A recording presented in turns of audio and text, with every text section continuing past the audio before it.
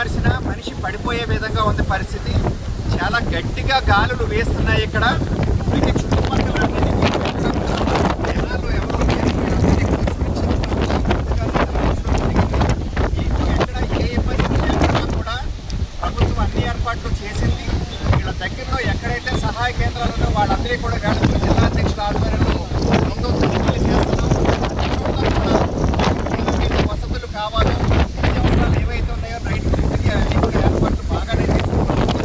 Deputy CM నియోజకవర్గం కాబట్టి అన్ని జాగ్రత్తలు మరింత శ్రద్ధతో ఇక్కడ అన్ని కూడా చేస్తున్నారండి.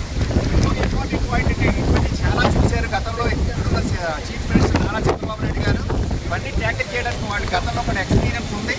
అవన్నీ యూజ్ చేసి వేళ ఈ తుఫాను హ్యాండిల్ చేయడానికి ప్రభుత్వం సంసిద్ధంగా ఉన్నది అని చెప్పడానికే మేము వీడియో తీస్తున్నాం.